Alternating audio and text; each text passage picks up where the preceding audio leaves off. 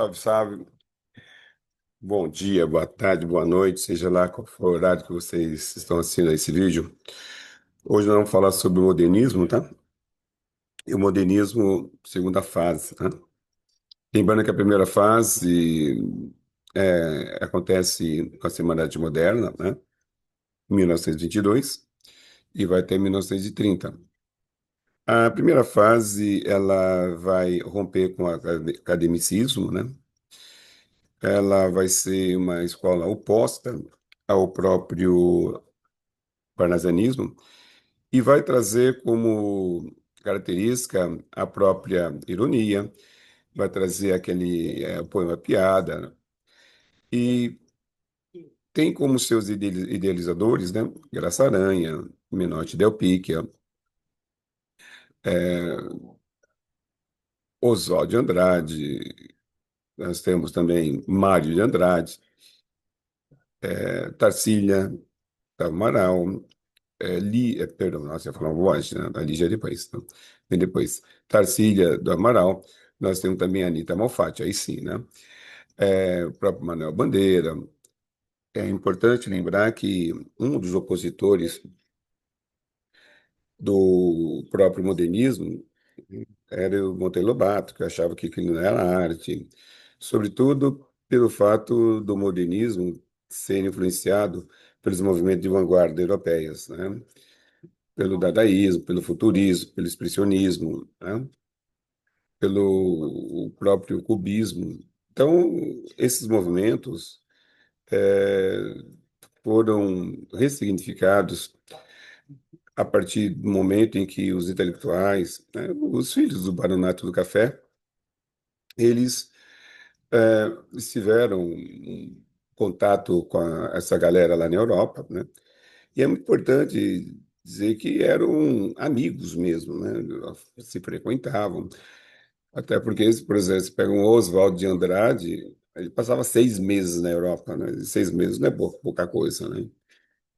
E quando eles vieram para o Brasil, eles trouxeram essas tendências europeias já enraizadas nos seus trabalhos, né?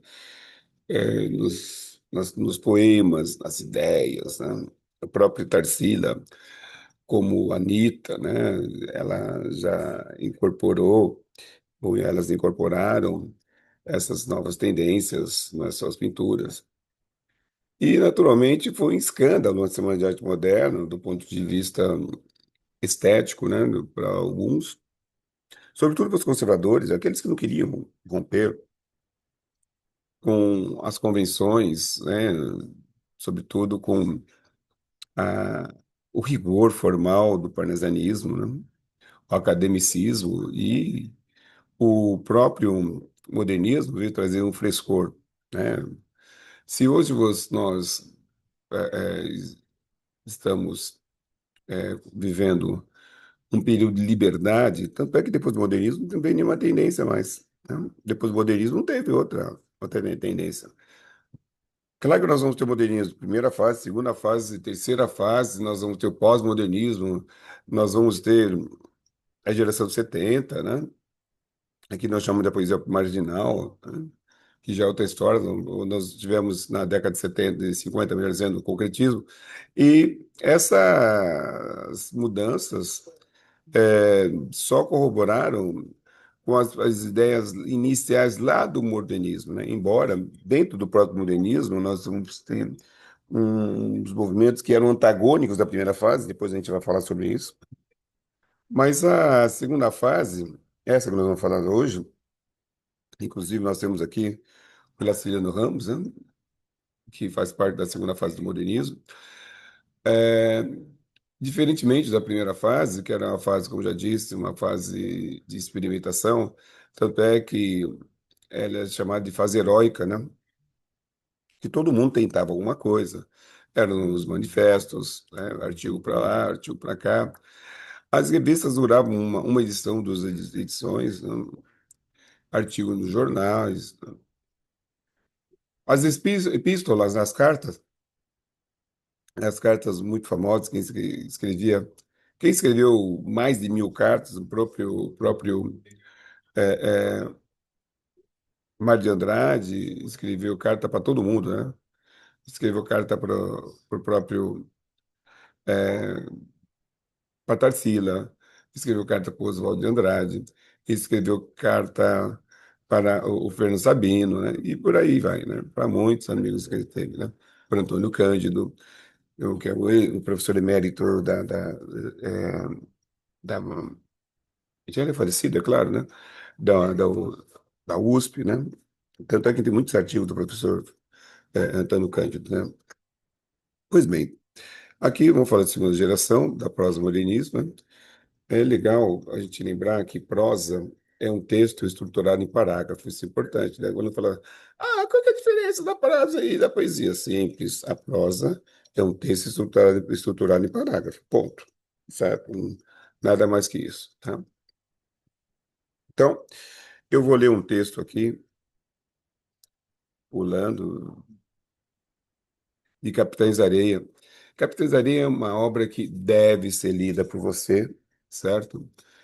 É uma obra que eu li essa prova, esse texto quando eu tinha uns 15 anos, mas ainda é muito clara a presença de Dalva, né, esse que era a namorada do gato, a presença do Sem Perna, né, o Adão de Deus, do Volta Seca, né, do gato, que era o amante da Dalva, né,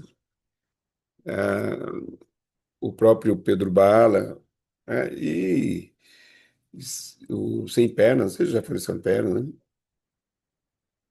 O, o, o próprio, um texto muito bonito que conta a história dos meninos abandonados, né, isso lá da cidade de Salvador. E todas as atrocidades, as violências sociais, e a questão da pedofilia é muito interessante nessa obra, né? Que o,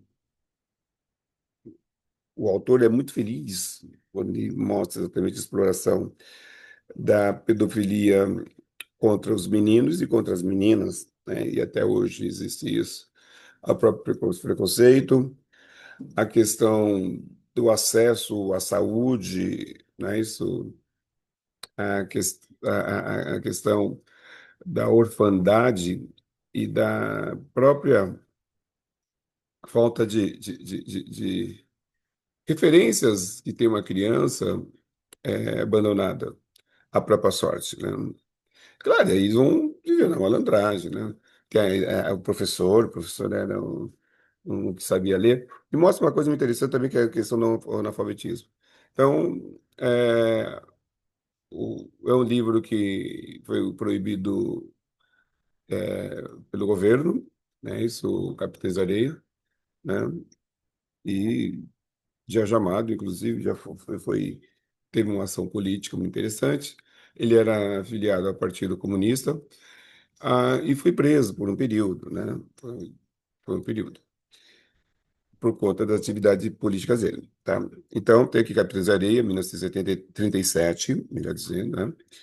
É um romance de segunda geração modernista, de 30 e 45, mais especificadamente, vertente neorrealista, de, de matiz regionalista. Mas nesse romance engajado, além da denúncia de uma situação do menor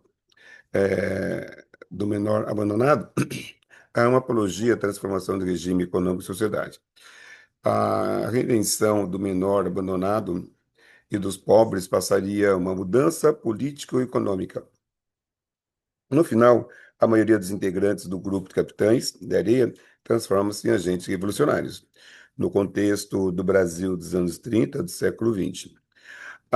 O estilo da narrativa é coloquial, predominando a coordenação tanto nos períodos como nos capítulos. Ainda que essa obra esteja circunscrita ao contexto sociopolítico dos anos 30, ela discute um tema importante atual: exclusão social do menor abandonado, até hoje, né? Então, dos anos 30 para cá, a questão do menor abandonado só veio a piorar, né? Ah, eu gosto sempre de ler o texto aqui, né? Que o aluno fala assim: Ah, professor Cássio, é, esse texto pertence à segunda fase do modernismo, por quê? Aí eu vou explicar, tá? Eu vou ler só um pedacinho e eu explico para você. 8 dias se passaram. Pedro Bala, por várias vezes, já andara em frente da casa para saber notícias dos sem pernas, que tardava a voltar ao Trapiche. Trapiche era um galpão abandonado, né, no areal bem distante, certo? Onde os capitães ali se refugiaram. Eram mais ou menos 100 meninos abandonados, né? A média de 100 meninos. E eles estavam sob a liderança do Pedro Bala, tá? Que era o mais inteligente dentro das estratégias de sobrevivência deles, tá? Mais uma vez, de ver-se os sem pernas, Pedro Bala via era a empregada que pensava que ele vinha por ela.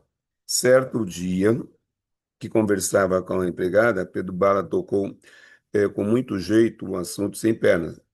A moça tem, a moça daí tem um filho, não tem? Um menino que ela está criando, muito bonzinho. É um menino que ela está criando, muito bonzinho. Então, deixa eu só explicar para vocês. Para roubar lá uma pessoa que era de alta classe, o Pedro Bala se fez de menino abandonado e conseguiu ser adotado por essa família. E o Pedro Bala ele namorava a empregada. De vez em quando ele tinha uns, né? Tinha lá uns negocinhos com a empregada e tal. Então é isso que está falando aqui, tá bom? Pedro Bala sorriu porque sabia que o Sem Pernas, quando queria, se fazia passar pelo menor menino do mundo.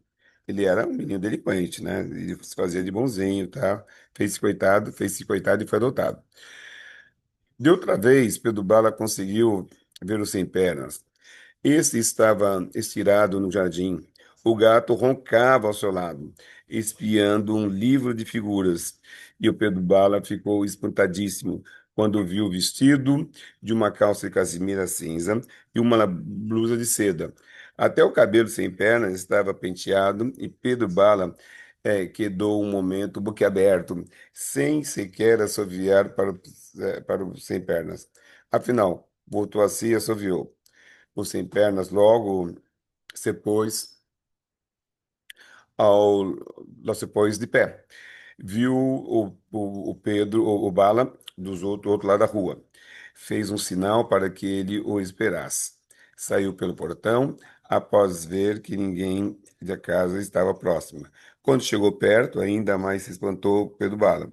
Peste, tu até tá cheirando sem pernas.